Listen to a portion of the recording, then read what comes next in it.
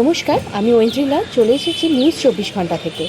আজকে আমরা পেয়ে গেছি উড়ান সেটে একজন তোমাদের সবারই ফেভারিট। কাকে পেয়ে গেছি বলো তো? তোমাদের তো জানতে ইচ্ছে করছে। তো আজকে আমরা পেয়ে গেছি রত্নপ্রিয়াদিকে। তো রত্নপ্রিয়াদির কাছে একটু কিছু কথা শুনে নেব। চলে যাচ্ছি রত্নপ্রিয়াদির কাছে। তোমার নামটা একবার বলে দাও সবাইকে। আমার নাম রত্নপ্রিয়া, তুমি তো বলেই দিয়েছো। তুমি অ্যাক্টিং লাইনে এটা প্রথম তোমার? হ্যাঁ, এটা আমার প্রথম। তুমি তোমার কি অ্যাক্টিংটাই তোমার প্যাশন ছিল, না তোমার অন্য কোনো রকম প্যাশন ছিল সেখান থেকে তোমার এখানে আসা? না, আমি নাচ করবই ভেবেছিলাম সারা জীবন। তারপর এটা একটা হঠাৎ করে শুরু হওয়া কাজ, আর ভালো লাগা থেকে কাজটা করতে ইচ্ছে করছে, তাই এখন ভালোভাবে চেষ্টা করছি করতে যতটা করা যায়।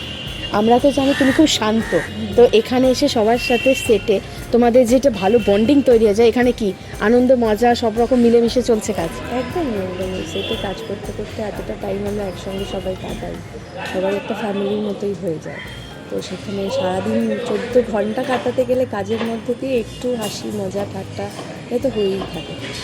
তুমি তুমি কি ভাবছো, তুমি এই প্রজেক্টেই থাকবে, না আরও অনেক কিছু প্রজেক্ট, তোমার ড্রিম প্রজেক্ট কি, যেটা তুমি খুবই করতে চাইছো আর কি? না, আমি আসলে এরকমভাবে ড্রিম প্রজেক্ট তো ভাবিনি, তো অবশ্যই ভালো ভালো কাজ করতে চাই। আর এটা তো সবে শুরু আমার, পরবর্তীকালে যত ভালো ভালো কাজ পাবো নিশ্চয়ই করবো। এমন কোনো ক্যারেক্টার যেটা তুমি করতে চাও, যে এই ক্যারেক্টারে আমি নিজেকে দেখতে চাই?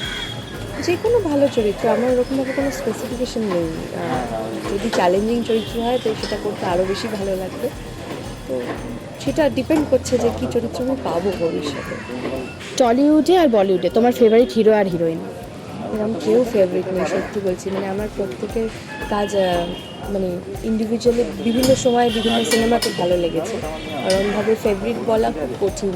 তবে বিক্রম মাসের কাজ আমার খুব ভালো লাগে, আলিয়ার কাজ আমার খুব ভালো লাগে। প্রত্যেকটা চরিত্রকে ভীষণ চ্যালেঞ্জিং ওয়েতে নেয়, প্রত্যেকটা ডিফারেন্সিয়েট করার ক্ষমতা তাদের প্রচণ্ড বেশি বলে আমার মনে হয়। ধরো তোমার কাছে দেবদার কাছ থেকে কোনো চরিত্রের অফার এলো, তুমি কি করবে তখন? নিশ্চয়ই করবো। দেবদার সাথে কাজ করা আমার মনে হয় এই ইন্ডাস্ট্রির প্রত্যেকের স্বপ্ন, বিশেষ করে যারা নতুন আছে তাদের তো বটেই হয়তো।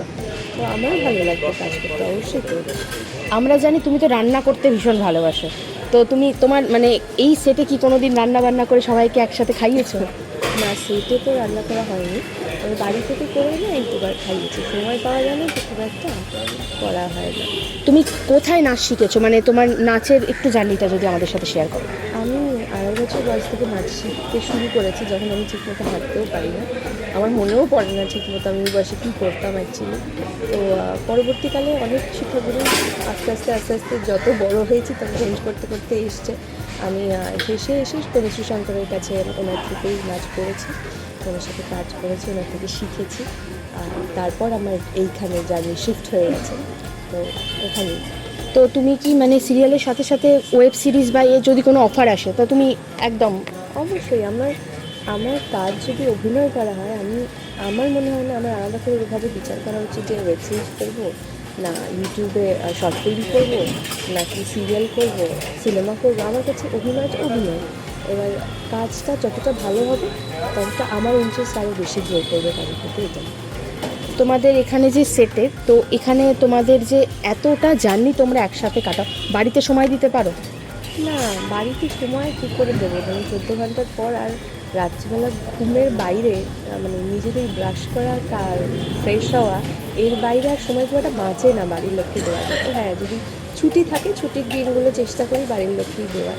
অবসর সময় কি তুমি যখন তোমাদের ছুটি থাকে তখন তুমি কি রান্না বান্নার দিকে যাও, না তখন একটু নিজের আর কি স্কিন কেয়ার বা কিছু এরকম কিছু? না, আমি অত ত্বকের প্রতি যত্নবান নই, হওয়া উচিত নিশ্চয়ই, এই প্রফেশনের জন্য বিশেষ করে হওয়া উচিত।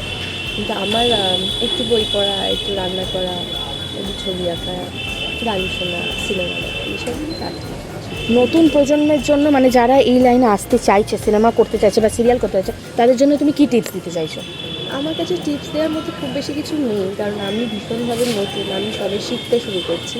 তবে এটুকু বলবো, যদি স্বপ্ন দেখে থাকো এখানে আসবে, এই প্রফেশনটাকে চুজ করবে, তাহলে ওই ডেডিকেশনের ডিটারমিনেশনটা ভীষণভাবে প্রয়োজন। সেটা যদি কন্টিনিউ রাখতে পারো তাহলে নিশ্চয়ই তোমাদের স্বপ্ন সত্যি হবে। আমার তো হয়েছে। আর লাস্টে এটাই বলবো, নিউজ 24 ঘন্টা দর্শকের জন্য তুমি কি বার্তা দিতে চাও? এটাই বলবো যে আপনারা ভালোবাসছেন, ধ্যান দেখছেন, আমাকে ভালোবাসছেন, ভালোবাসি আর ওনাদের ফ্যামিলি থাকুন এবং আপডেটসের জন্য। তোমার স্ট্রাগল জার্নিটা একটু আমাদের সাথে শেয়ার করো।